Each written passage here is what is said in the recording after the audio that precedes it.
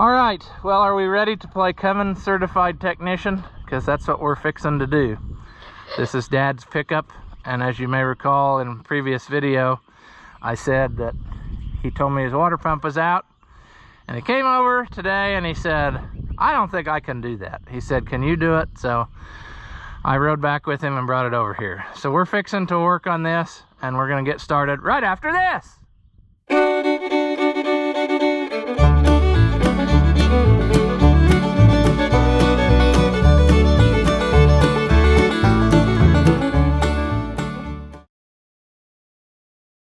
Welcome back. If you haven't seen my videos before, I'm Ross the Oliver Man. This is a 94 two-wheel drive Cummins powered Ram 2500, and we have had it. Dad bought it probably when I was, I'd hate to say what grade. I couldn't drive yet, I remember that. It was probably around 99 or so, 2000 maybe. So do the math, it was like 6 years old. The story that we got was, it was traded in by an old man who had worked at Cummins, and all he did was pull his camper with it. It sat in the garage, and every few years he got a new one. Dad also said that they told him that the guy thought this one was too loud, and the newer ones were quieter, so he traded it in for that reason too. Dad had had a 95 Dodge Dakota extended cab, and that little thing was kind of a miracle truck too, because it was unbelievable what that little thing could do. I mean, we pulled implements with it, and it just, I don't know, he loved that little truck, but it was getting to where it wasn't super duper reliable, and there was times that we needed a bigger truck because the old 79 Ford was getting pretty rough. So anyway, this came available. He bought it for the outrageous sum of $11,000. I remember that very well because he almost didn't buy it. He said, that's ridiculous, $11,000 for a pickup truck, 6 years old. Well, go buy you a 6-year-old diesel pickup now, friends. You're probably going to be paying 60,000 bucks. I mean, it's ridiculous. A new one, like I priced several years ago, like my other one, if you would go buy like an extended cab 4-wheel drive diesel pickup brand new, you're looking at 80 to 90,000 bucks, and that's nuts. That's not even the top trim levels. You know, you can get over 100 easy. So I don't think his $11,000 investment was too bad, because this has been the freaking giving tree of pickups. I mean, we have done almost no maintenance to it at all in its lifetime. I mean, I can remember, and I know that because I was the one who did it. I mean, I remember I put a fuel sending unit in it one time. That was probably the most thing. And then the other big thing was, we can take a look under the hood here. The other big thing was, it got to the point where it would not, it wouldn't shut off or start from the seat. You'd have to go under here, and you'd have to go to the fuel shut-off solenoid deal, which on these, since this has the P pump, it has this pull-up solenoid on it, and it would hold fine, but it wouldn't energize to pull it up and turn it on, and then when you shut it off, it wouldn't let loose right away. It would keep running for a little bit till the vibration finally dropped it off. So for a good while, he would open the hood every time, reach under with the key on, pull this up, then turn the key, and it'd fire right up and run all day long. But then it would, like I said, when you shut it off, it took its time to quit, and he was super annoyed by that. And he didn't want to put a manual shut-off cable on it, because that's what everybody said, just put a manual shut-off cable. He said no. He said, it's supposed to work, and I want it to work. So he had people look at it from I don't know where. I mean, that was probably the time when I was gone at college, and so he was messing with that. And he had like people from Cummins come look at it, and they couldn't figure out what the problem was, because the problem is in the wiring of the truck. It won't send power. It'll send power to the hold up wire, but it won't send power to the energized wire that's like full 12 volts that rips it up while you're cranking. And so what to do? Well, it's not in the solenoid. He replaced that, and that was super expensive back in the day. That was like 700 bucks. And So what to do? Brand new solenoid, nothing's happening. So what I did to make her go, I used a starter solenoid off of a Ford pickup, and I hooked it to his starter solenoid so that when he's cranking on it, it sends power up to trip this solenoid to turn it on. This gets its power from the battery, and then it sends the full 12 volts to the pull-up wire, and then he gets his energizing, and then the other wire from the key was working, or if it wasn't, I tapped into something that comes on when the key's on, and it holds it up. And then to make sure it shuts off every time, I put a screen door spring in it and wired it down, and boy, she works excellent every time. So yeah, but anyway, the reason it's here is because water pump is dripping and it's making a mess. And also, whilst we're doing this, we got a whole laundry list of stuff we're gonna fix. Like for instance, we need a new serpentine belt, which has never been changed to my knowledge. We're gonna put a thermostat in it, all the hoses here that we can get to. Yeah, I also see that it's, I mean, I see antifreeze in a lot of places here, so I'm just wondering, it must be squirting up whilst it's running and making a mess. So yeah, and it's covered with oil like most diesels are. I've put 2 or 3 sets of valve cover gaskets on it in its life, but really, other than that, nothing has been done to this truck. I mean, no mechanical repairs of any kind. It just goes and goes. The biggest thing that's had done to it in its life was about a couple years ago. He wrecked it in his driveway. I maybe told that story before. He called and said, I had a little accident. And then he hung up the phone. And I thought, okay. So I started out like I had no idea where he was or what was going on. So I started driving over to his house thinking he was somewhere between here and there. And, you know, he wouldn't answer the phone. And I got back to his house and the truck's sitting there in the driveway. He had pulled it back up to the house. And I don't really know what happened, but it was pretty bad. I mean, it was all the way from the back of the bed, was caved in all the way up to right here. The front fender is still original, but this is a different door, cab corner, and the whole bed is different. It pushed it in, I mean, at least a foot. It was caved in now, I'm telling you. I don't think I have any pictures. I do, however, have the other bed I can go show you here in a minute, because I made it into a wood trailer. But no, it was pretty bad. And so he didn't know what to do. He said, I think it'll just, we're junking it, you know. And I said, well, no, if you do that, I'm taking that motor, because that excellent running motor.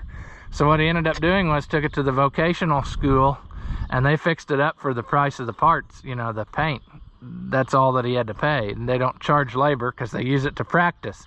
And they were super excited because this was one of the few that was actually like a collision damage where they could practice stuff like that. Whereas a lot of the vehicles they've been doing are just like old car restorations where it's all rotted out and they cut in and weld in new panels. But they got to practice on some dent pulling and stuff on this one because it was bad. So anyway, but now it's all fixed up and it's better than a new one. I mean, I drove it when I was getting that green combine. I drove it down there to Madison several times, and a guy stopped in the gas station. He was all over it. He said, how much does it take to buy this? He said, and I said, it's not mine. And I said, I don't think he wants to sell it now. So yeah, but anyway, we'll go look at that bed real quick just so you get some idea what I'm saying. I tried to use it to fix one of my wood trailers, but it's quickly become an everything trailer. But there's you the extent of how bad this was. I mean, can we get it should be about right here is where it should be, and it's not anymore. So it went totally down the side and caved it in. What he did was it fell off the edge of the driveway and went against some trees and smashed it. But like I said, it's better. It worked out better for him because this bed was starting to rust. And I'm really surprised that most of these aren't totally rotted out garbage because of the way that they designed their body panels. They roll under and make a shelf. And so, yeah, but I don't know if we used his tailgate. and that's why I don't have the tailgate. I think we did. I think he had to use his original tailgate, but that I think I might have done that putting this on, that roll, unless it did that when it was coming back onto the driveway. I don't remember, but anyway, nonetheless, it was a pretty severe deal. And the driver's door was even worse. I mean, it was folded basically in a U shape. You could sit in the cab and stick your fist between the door and the you know, the cab without ever hitting anything. So yeah. All right, so what we need to probably do first is take the battery cables off so we don't, you know, arc out against anything. I mean, it's never even had ends put on the battery cables, and they're getting kind of nasty, but that's how original everything is mechanically. All right, will this go? I mean, what's our issue here? There. Boy, those weren't overwhelmingly.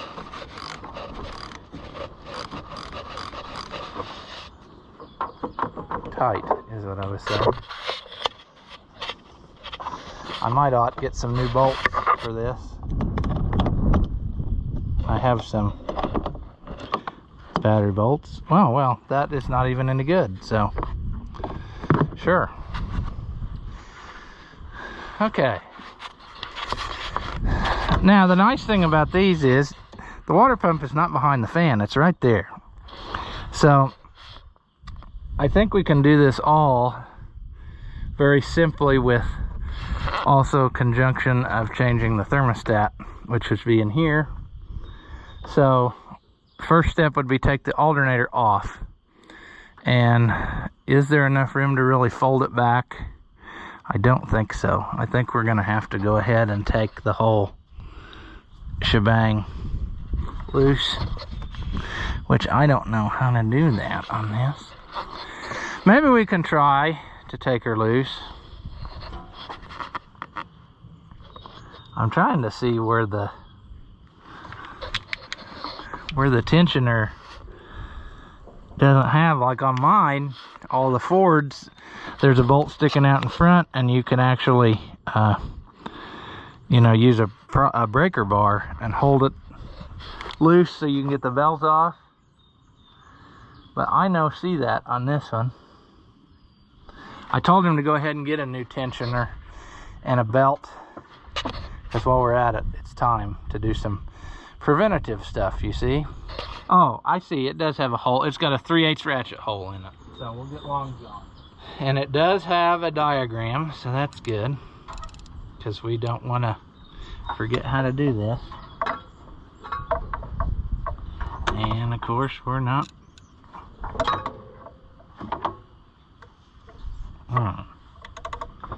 So you understand how this is going. It's got a square cutout you can put your ratchet in and then let the tension off your tensioner, see? So if I reach down there now, I should be able to get the belt loose. And this, oh, believe it or not, as I rocket my ratchet, where are you, ratchet? The serpentine belt was one of the things he was afraid of doing, and I thought that was odd when he said that, but he's never owned a vehicle with a serpentine belt other than this. I mean, other than Mom's cars and stuff, which he never ever worked on at all. So the fact that he's never had to change this, I mean, this is probably still the same belt, because it's never been nothing. Like I said. So it is time. I really would rather just set the alternator up there somewhere, but I don't know if I got enough stuff to do it. I guess I could pick it up and set it this way and lay it on top of the turbo, and then it wouldn't be a big problem. I also am not certain. Does it attach to the block too? At the bottom? I can't see. Yes, it does. So Like I said before, there's a lot of debating with yourself on how to do stuff when you've never worked on something before. I feel like taking that top bracket off of the alternator isn't going to gain me much. Because I still got to take the bottom bolt off. I thought maybe I could just take like the little bolt out. I guess it doesn't matter. Let's just take it all apart. Sometimes trying to figure out how to save yourself work actually costs you more work to start with, so it'd be better to just go ahead and take it all loose. There. Surely you can see right there, can't you?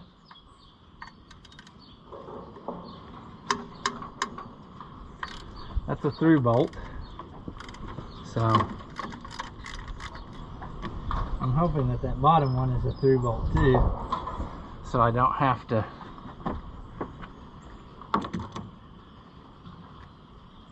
I don't know. Everything is kind of sticky, oily.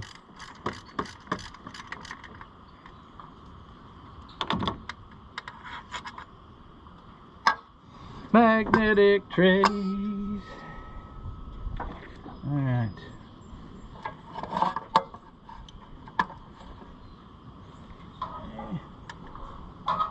Okay.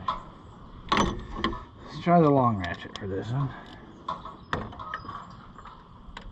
Boy, where I got it parked, I can't see nothing from the sun.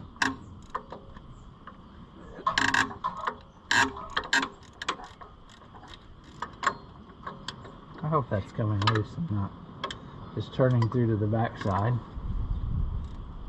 It is. It's turning through to the back side. That's a lot bigger of a deal there. I'm sure this is all metric, because why wouldn't it be? So would it be a 17 or is that too big? I think it's too big, but I think it's working.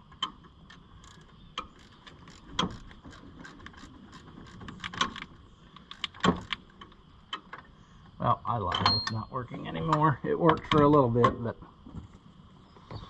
let's try this. Is that gonna work? Nope, that's too big too. I can see air through it.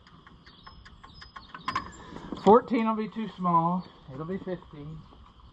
Just watch. I'm gonna try it anyway though, even though I know that's not it. Yep, see, 14's too small. Alright. Today's your day. We're going. We're coming loose. We don't have time for your nonsense. Come on. Well. Oh. Fell to the ground. I can see it though, so that's a bonus. Now, can a guy lift this up and just lay it back like this?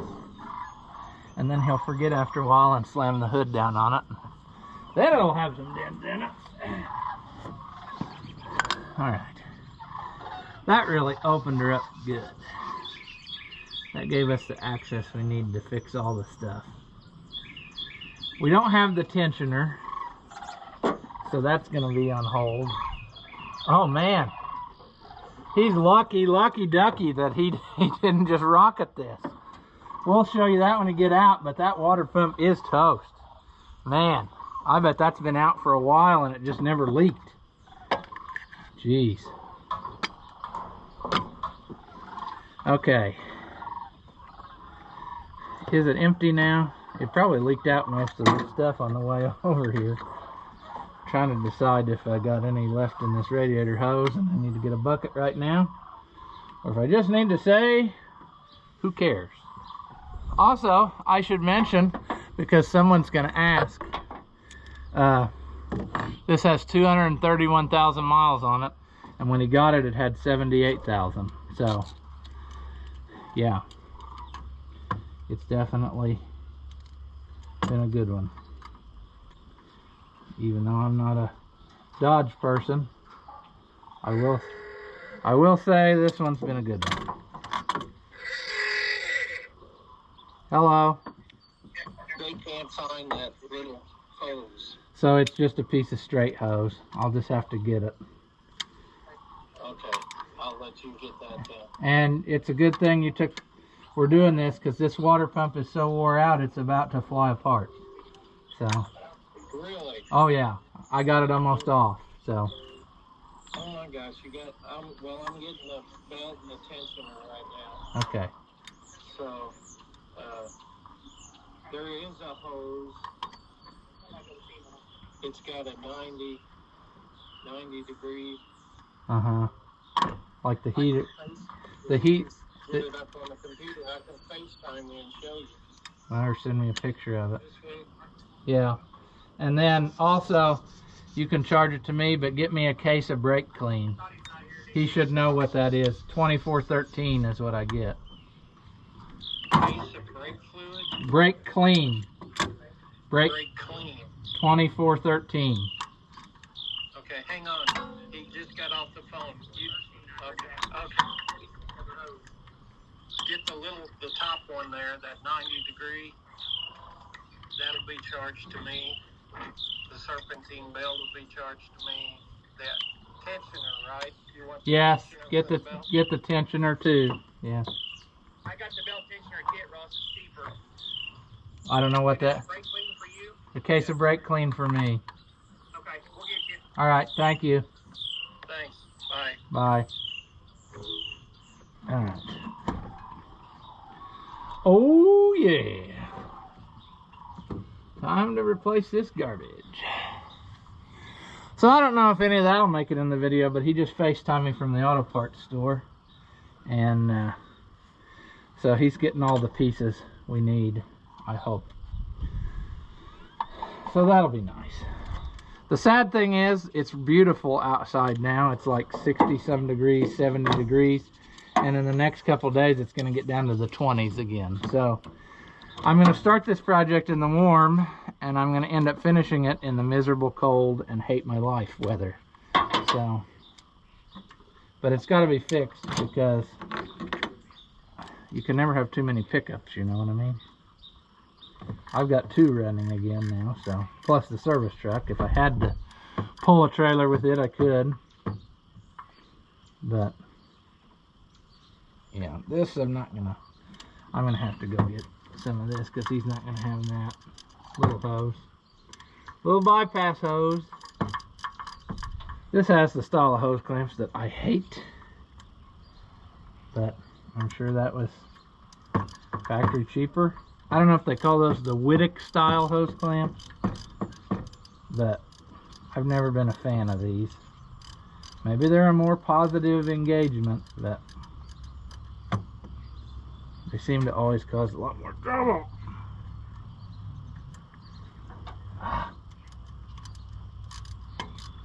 But they also seem to take forever to get loose too, which is my big frustration with them. We're coming along. We just got to work a little bit.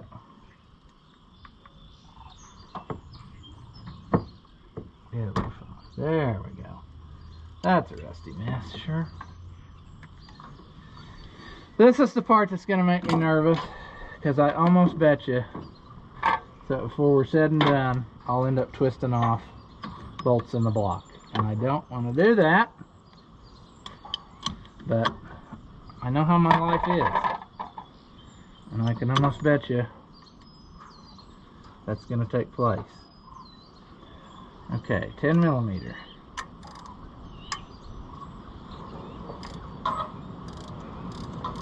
Well, one came loose very nicely. I think violent storms are about to happen too, so I'm probably going to get stopped on this project for today.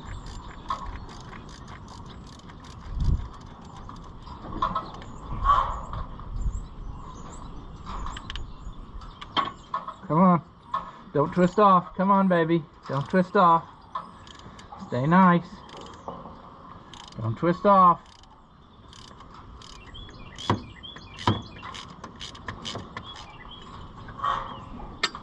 Jeez. Oh no, don't lose that.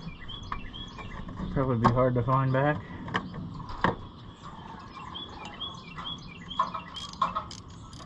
It would be $74.3 from Chinesian to get one of those.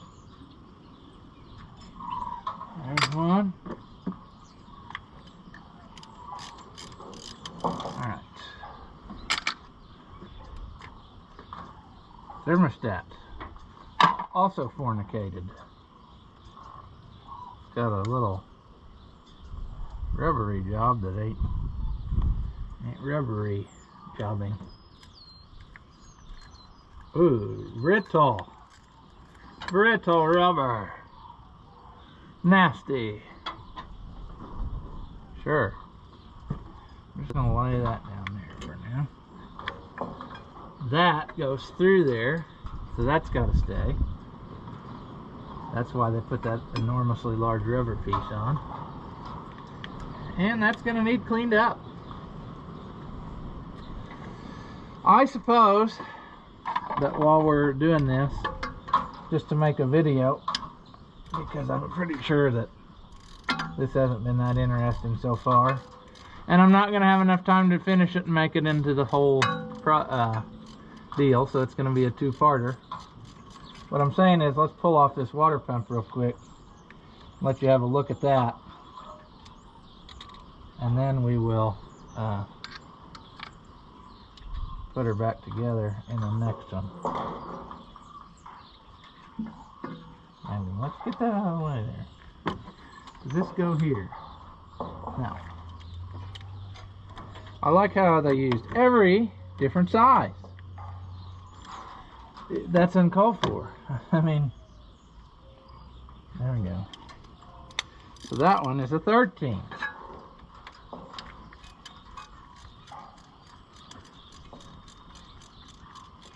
Probably about time for the old bucket, but you know what I say to that? It rhymes with bucket, what I'm thinking. It'd probably be easier if I took that tensioner off now. Do I want to do that now? That'll get me more access to what I'm doing. He said he had the kit, which I don't know what that means. I hope it's not a new bolt and a bushing. I mean, it better be the whole freaking thing. Better not be a spring and a can of spray paint or something. There's our tensioner. It is still pretty stiff, but I imagine that the, what you want to call her, the spring has probably lost a little over time. That's what I'm saying. So, plus it's right here, so the time is now. You know? Based on what I see here, I bet this thing's been weeping for quite a while. And it just finally decided to let loose.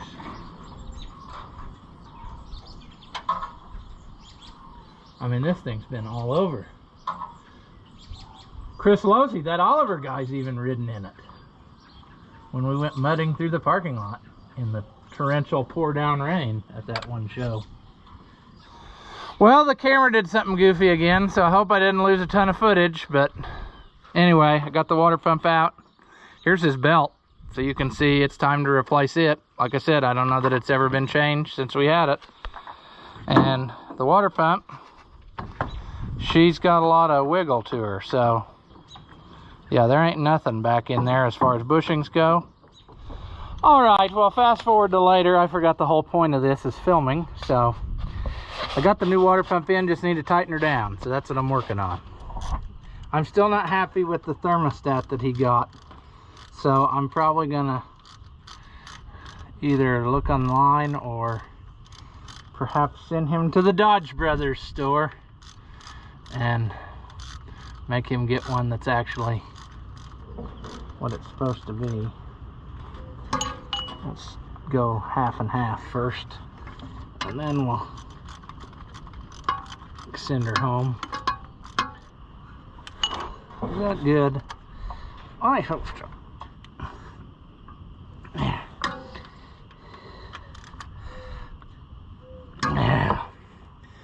All right. I spent like a half an hour cleaning, so trying to get all the old crud off of there. Because like I said, I didn't believe that water pump was probably leaking for a good while before we started, this process. Because everything under there's covered, and I don't think it was all from oil. Gotta put this bolt back in.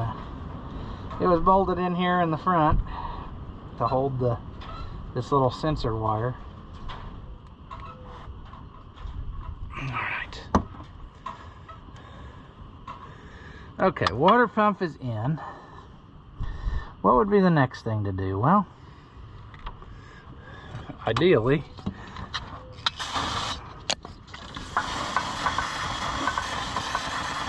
now would be the time to talk him into fixing the air conditioner. But that'd be expensive. Because I don't know how she'd get that AC compressor out of there on a normal day. That does not look like fun. It is down there now, friends. Okay, water pump on. Of course, I got crud on it already, but nature will wear that off. We could put the tensioner on. I'm trying to decide between tensioner and lower radiator hose.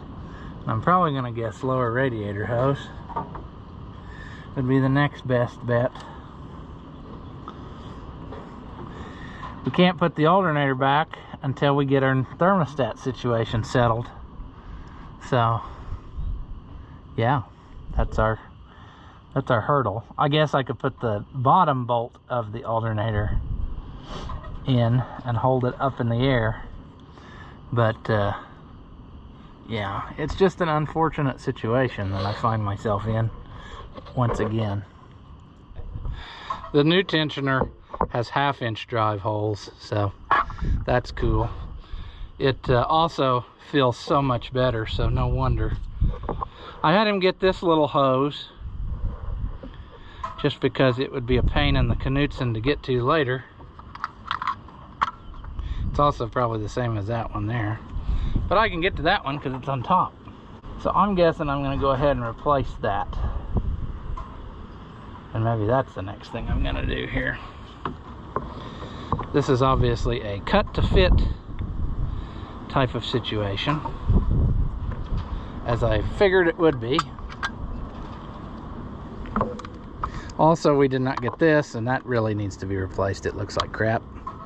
So we'll have to go get some straight hose that size or something.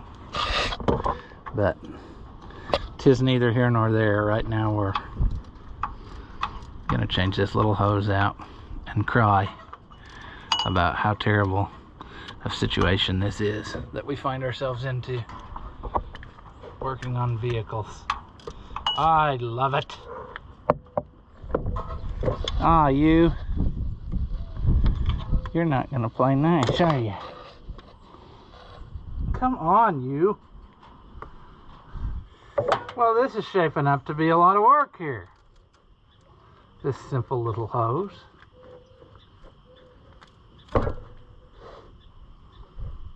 All right. I don't like how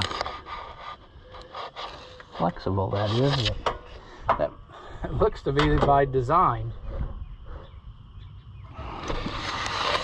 Okay, well, we're gonna call that good.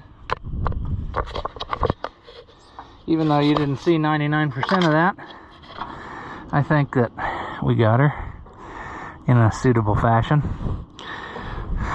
So if we put the tensioner in now, and then, I don't know, the verdict's still out. We need to do lower radiator hose. We're gonna change the oil, so I'm gonna change the oil filter while it's easy to get to. And then put the alternator back in. And then, I don't know, cry, maybe? Because we just don't have the right thermostat. I know we don't. It's just not, I'm not putting that in there, I don't think. That's what I'm saying. So, yeah. Whoa. I think that's how it goes. In which case, this temperature is much better than the old one. The old one must have been totally pooched. Because this one got a lot more meat on its britches than I know. So, this goes on our thermostat housing. It's kind of a bizarre design we have here. But this is what I took out of there. This seal I have. However, they did not give me this style thermostat. And I think that it is necessary because this piece seals against the block in there. So, I'm gonna have to find another way. I don't know that his thermostat was bad. I realistically think what happened was it lost enough water that his heater quit working, and that's why he thought the thermostat needed replaced, because he wasn't getting any heat. If it wasn't bad before, it's bad now. Promise you that. Jeez. Okay, yeah, so see, they didn't give me enough, because there's a rubber seal behind there. This type of thermostat, see, then the other rubber seal goes on this other side and just seals in that bore. So we're gonna have to table that thermostat situation and let him deal with that. And I'm about ready to table the whole thing for today, because that's enough, you know. I've worked my Knudsen off, and I feel like I've done my part. So, sure. I guess I could do the lower radiator hose, but that will probably be better in another video when it's more daylight, because the daylight's leaving fast, and when I actually feel like doing it. So, we got our water pump on, we got our tensioner on, we got one hose replaced. All we need to do now is 2 radiator hoses, the thermostat, and then put the belt on, change the oil, and then it'll be back in business. So I think that's where we'll call this one, and we'll work on some Cummins Diesel in another video. So yeah, as always, if you enjoy my videos, give them a thumbs up, leave a comment, and tell me how dumb you think I am. Or if by some slim chance you liked it, say that. Thank you for watching, and I'll see you in the next one.